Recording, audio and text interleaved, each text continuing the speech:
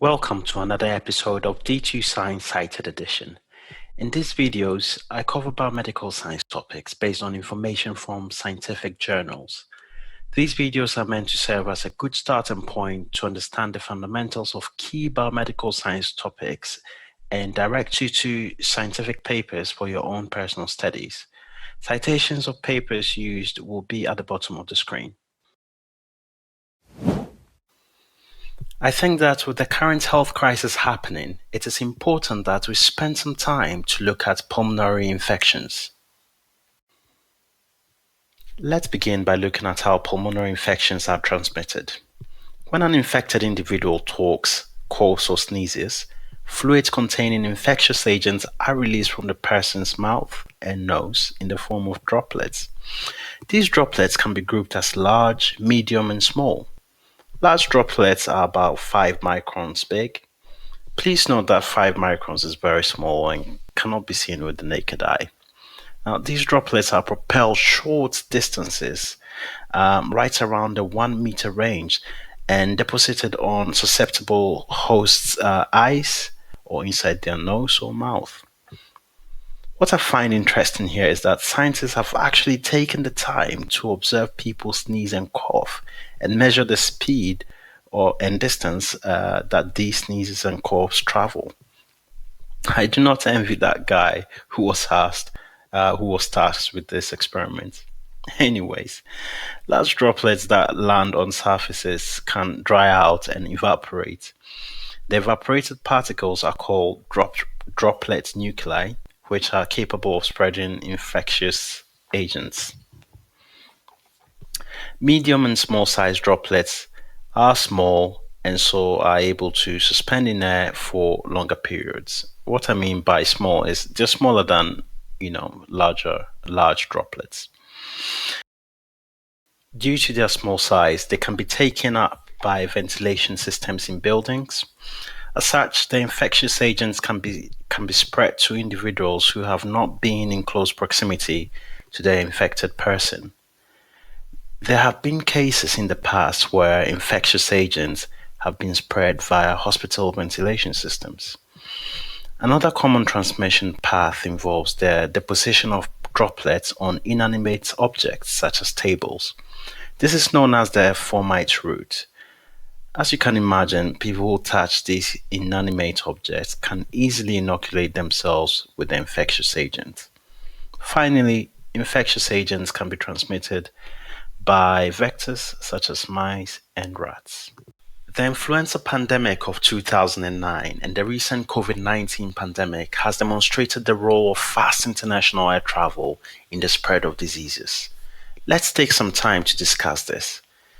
Cabin air quality has been the focus of many media investigations and public criticism. Most of this concern is associated with the perception that airborne particles are distributed throughout the entire cabin by the ventilation system. But this is not necessarily true. You see, during flight, fresh air in the cabin is supplied from the engines. Air circulation patterns aboard standard commercial aircrafts work in a laminar flow fashion where air moves from the top down. Essentially, air enters the cabin from overhead and exits the cabin near the floor, so there's little longitudinal airflow. Most commercial aircraft circulate 50% of the air delivered to the cabin. Now, before you start freaking out about how aircraft air is recycled, note that there is better fresh air exchange happening in an aircraft than in a typical office building. Moreover, this recirculated air usually passes through high efficiency filters before being delivered into the cabin. All these steps limit the spread of infectious agents within an aircraft drastically. This picture changes rapidly when problems occur with the ventilation system. On the morning of 14th March 1977, a jet airliner with 54 persons aboard was delayed on the ground for 3 hours because of an engine failure. The ventilation system was down during this time. There was one individual on board with influenza. Long story short, 70% of the passengers on board contracted the influenza virus that day. Typically, with a good ventilation system, one would have to be sitting within 2 rows of the index passenger for a minimum of 8 hours in order for transmission to occur. However, there have been some occasions when, even with a good ventilation system going, an unusual pattern of airborne pathogen transmission has been recorded. In 2003, a super spreading event of the deadly SARS virus happened on board a 3-hour Boeing flight from Hong Kong to Beijing. In this flight, passengers sat as far as 7 rows in front and 5 rows behind the index passenger caught the virus. Unknowingly, these infected individuals got to their destination and infected over 300 more people. The reason behind this super spreading events is still unclear till this day. This goes on to show how important it is to continue studying transmission mechanisms of infectious diseases. Now that we are well acquainted with how pulmonary infections spread, let's try and understand the biology of some of these infections. First on the list are coronaviruses. Coronaviruses are one of the major groups of viruses that primarily target the human respiratory system. Previous outbreaks of coronaviruses include the severe acute respiratory syndrome caused by the SARS coronavirus. This was discovered in the Guangdong province of China in 2003.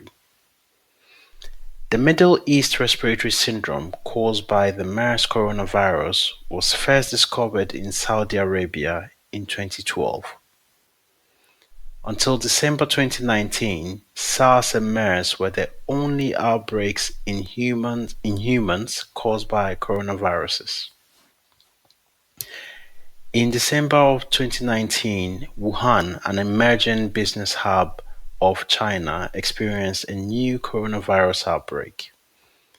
Please pay close attention here as I try to clarify some confusion regarding the naming of this virus. Chinese researchers named this virus as Wuhan coronavirus or 2019 novel coronavirus. Meanwhile, an international group called the International Committee on Taxonomy of Viruses, also known as ICTV, whose job is to assign names to new viruses, decided that they didn't like that name and assigned a new name to the virus. So they decided to assign it the name SARS Coronavirus 2, as this new virus was very similar in its biology to the one that emerged in Guangdong in 2003. These scientists went on to name the disease caused by this new virus as Coronavirus Disease 2019, or in short, COVID-19. For the purposes of this video, I will refer to the virus as SARS Coronavirus 2, as that is the internationally accepted name at this point. So you are now up to speed with the nomenclature, but you're probably asking yourself, but where the heck did this virus come from? Based on genome sequencing results and evolutionary analysis, scientists believe that bats are the natural hosts of SARS coronavirus 2.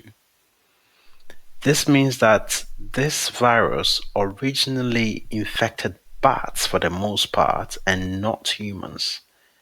It is common for viruses to specialize in infecting only a specific species, because the ability to infect multiple species is a tricky skill to master in evolutionary terms. Anyways, SARS coronavirus 2 gained the ability to jump from bats to humans by mutating just 4% of its genome. How crazy is that? There have been many speculations about the origin of SARS coronavirus 2, with some suggesting it may have been artificially created by some crazy scientists in a lab. Now, the current evidence strongly supports that SARS coronavirus 2 was derived from bats, but it may have spent some time in another animal host before making its way into humans. This is the end of a multi-part video, so be sure to look out for subsequent parts. And if you like this video, remember to subscribe by clicking on the bell icon below so you can be notified of any new videos. Thanks for watching.